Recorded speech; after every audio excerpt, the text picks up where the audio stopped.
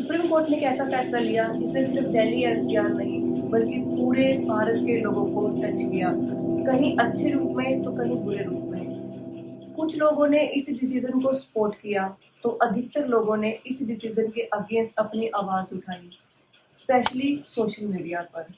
क्या है ये डिसीजन? क्या कुछ इस डिसीजन के बारे में सुप्रीम कोर्ट ने कहा है? सारे facts, statistics, pros, cons, action सब कुछ हम आपको डिटेल में बताएंगे। तो चलिए शुरू करते हैं। सुप्रीम कोर्ट ने 11 अगस्त 2025 यानी कि 2 दिन पहले एक ऑर्डर पास किया जिसके तहत दिल्ली एनसीआर के सभी स्ट्रीट डॉग्स को पकड़कर शेल्टर्स में शिफ्ट किया जाएगा और अगर एक बार वो शेल्टर्स में शिफ्ट हो गए दोबारा उन्हें स्ट्रीट्स पर लाना नहीं है, ऐसा सुप्रीम कोर्ट ने ऑर्डर दिया है। सुप्रीम कोर्ट का ये ऑर्डर अगेंस्ट है एबीसी यानी एनिमल बर्थ कंट्रोल रूल 1960 के, जिसके अकॉर्डिंग स्टेरिलाइजेशन के बाद डॉग्स को वापस स्ट्रीट्स पर भेजना अनिवार्य है। लेकिन इस डिसीजन में जो सुप्रीम कोर्ट ने 11 अगस्त 2025 को पास किया है, इसके अकॉर्डिंग ऐसा नहीं हो सकता। अगर एक बार डॉग्स को शेल्टर्स में भेज दिया गया, उसके बाद स्ट्रीट्स पर वापस भेजना छोड़ना नहीं है, ये ऑर्डर के अगेंस्ट जाएगा। ये जजमेंट इतना इम्पोर्टेंट क्यों है? इसके लिए आपको स्टैटिस्टिक्स का पता होना बहुत जरूरी है। चलिए आपको बताते हैं। National centre for disease control NCDC की रिपोर्ट के अकॉर्डिंग सिर्फ 2024 के अंदर 30 लाख से ज्यादा डॉग बाइट्स के केसेस रिपोर्ट हुए थे। Indian council of medical research ने जनवरी 2025 में बताया कि 5000 से ज्यादा डेथ रेबिस की वजह से हुई, जिसमें से 95% डॉग बाइट रीजन रहा। जनवरी 2025 से लेकर जून 2025 यानी इसी साल जनवरी से जून के बीच में 30,000 से ज्यादा एनिमल बाइट्स के केसेस रिपोर्ट किए गए। एक एस्टिमेट के मुताबिक हर 10 सेकंड में एक डॉग बाइट केस रिपोर्ट होता है और इस तरह के इंसिडेंट्स अधिकतर 14 साल तक के बच्चों के साथ और 60 साल के उम्र से ज्यादा लोगों के साथ होते हैं, जो कि सेल्फ डिफेंस करने में असमर्थ रहते हैं, खुद को बचाने में असमर्थ होते हैं। अगर प्रोविजंस की बात करें हमारे संविधान में, इसके रिगार्डिंग क्या है? हमारे संविधान का आर्टिकल 243W म्यूनिसिपैलिटी को मैंडेट करता है कि किसी भी तरह की एनिमल क्रुएल्टी अगर होती है तो उसे रोका जाए।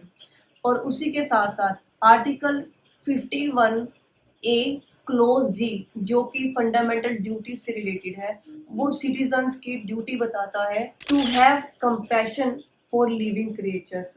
अगर हम सुप्रीम कोर्ट के 2014 के जल्लीकट्टू केस की बात करें, सुप्रीम कोर्ट ने उसमें बोला था कि right to life and liberty सिर्फ इंसानों तक नहीं, एनिमल्स पर भी लागू होती है, जो कि शायद इस केस में 11 अगस्त 2025 के केस में सुप्रीम कोर्ट खुद भूल गई। सुप्रीम कोर्ट ने इस डिसीजन के अगेंस्ट प्रोटेस्ट करने वाले या रुकावट पैदा करने वाले एनजीओ या इंडिविजुअल पे कोर्ट कंटेम्प्ट लगाने के आदेश दिए हैं। मतलब कि अगर कोई एनजीओ या इंडिविजुअल किसी भी तरह का प्रोटेस्ट इस डिसीजन के अगेंस्ट करते हैं या फिर रुकावट पैदा करते हैं इस डिसीजन की इम्प्लीमेंटेशन में, तो उन पर कार्रवाई हो सकती है और यहाँ तक कि फोर्स यूज करने की भी ऑर्डर सुप्रीम कोर्ट ने दिए हैं। अगर हम एनिमल एक्टिविस्ट की बात करें तो एनिमल एक्टिविस्ट ने इस डिसीजन को क्रिटिसाइज किया है और उन्होंने हवाला दिया है ABC animal birth control rule के, जिसके बारे में हम आपको ऑलरेडी बता चुके हैं।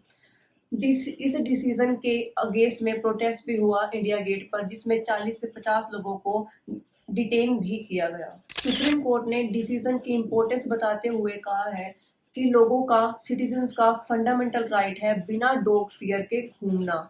मतलब कि घूमते समय उन्हें ये डर नहीं होना चाहिए कि कोई कुत्ता उन्हें काट सकता है। सुप्रीम कोर्ट ने शेल्टर्स बनाने के आदेश भी दिए हैं, जिसमें हर एक में 5000 डॉग्स को शिफ्ट किया जाना चाहिए और सीसीटीवी मॉनिटरिंग होनी चाहिए, स्टेरिलाइजेशन, वैक्सीनाइजेशन प्रोवाइड करानी चाहिए। साथ ही में सुप्रीम कोर्ट ने हेल्पलाइन नंबर जनरेट करने के भी आदेश दिए हैं कि अगर ऐसा कोई केस या इंसिडेंट होता है तो साथ के साथ रिपोर्ट हो सके और तुरंत हेल्प प्रोवाइड कराई जा सके। सुप्रीम कोर्ट ने यहाँ तक भी कहा कि ये सेंटीमेंट का नहीं, एक्शन का टाइम है।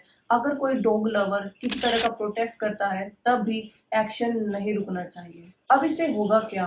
इससे सिटीजन्स स्पेशली बच्चे बिना किसी डॉग फियर के हर जगह घूम पाएंगे, चाहे गार्डन हो, स्कूल हो, मार्केट हो। दूसरा, रेबीज से होने वाले डेथ केसेस में रुकावट आएगी। और तीसरा, सिटीज क्लीन और सेफ रहेंगी, कहीं पर भी किसी डॉग की पोटी या शुशु नहीं मिलेगी। लेकिन दूसरी तरफ एनिमल वेलफेयर एक्टिविस्ट का मानना है कि डॉग्स को इंडिफाइनाइट शेल्टर्स में रखना साइकोलॉजिकल, इकोलॉजिकल और लीगल प्रॉब्लम्स क्रिएट कर सकता है। साथ ही में बोला गया कि शेल्टर होम्स बनाना, सभी डॉग्स को एक साथ शिफ्ट करना, फूड प्रोवाइड कराना, अदर रिसोर्सेज, स्टाफ, फंड्स सब कुछ मैनेज करना बहुत मुश्किल रहेगा। दोस्तों, सुप्रीम कोर्ट का ये ऑर्डर एक टर्निंग पॉइंट है सोसाइटी की सुरक्षा वर्सेस एनिमल वेलफेयर डिबेट में। दिल्ली एनसीआर की गलियां, स्ट्रीट्स डॉग फ्री होने वाली हैं, पर क्या ये परमानेंटली सस्टेनेबल है? बताइएगा जरूर। बट इन सब के बीच एक चीज जो मुझे रियलाइज हुई वो मैं जरूर शेयर करना चाहूंगी आप सबके साथ। जब डॉग्स की बात आई तो सभी सोए हुए लोगों की नींद खुल गई। कई लोगों ने सड़कों पर प्रोटेस्ट किया तो अधिकतर लोगों ने सोशल मीडिया पर रोष जताया। लेकिन यही सब लोग तब कहाँ चले जाते हैं जब हमारे गौ माता पर अत्याचार होता है। तब इनकी आवाज गूंगेपन में क्यों बदल जाती है? तब इनकी आवाज क्यों नहीं उठती? क्यों ये गौ माता के लिए लड़ते नहीं, उनकी सुरक्षा के लिए नहीं लड़ते? जबकि हमारे शास्त्रों में गौ माता की प्रधानता सबसे ज्यादा है। कहते हैं कि जब वे खाना बनाए तो सबसे पहली रोटी गौ की होनी चाहिए और सबसे आखिरी कुत्ते की। यही सब लोग डॉग्स के मामले में जाग उठते हैं, अपनी आवाज उठाते हैं, लेकिन जब बात गौ माता की आती है किसी की भी आवाज सुनाई नहीं देती, सिर्फ हमारे संतों को छोड़कर, हमारे साधु संतों को छोड़कर। तो आपसे एक रिक्वेस्ट है, जो आवाज आप डॉग्स के लिए उठा रहे हैं, प्लीज वही आवाज हमारी गौ माताओं की सुरक्षा के लिए भी उठाइए, बोलिए। ये मेरी आपसे रिक्वेस्ट है। इस न्यूज़ पर आज इतना ही। आगे आने वाली न्यूज़ पर भी हम आपको अपडेट देते रहेंगे। तब तक अपना ध्यान रखिए। नमस्ते, राधे राधे।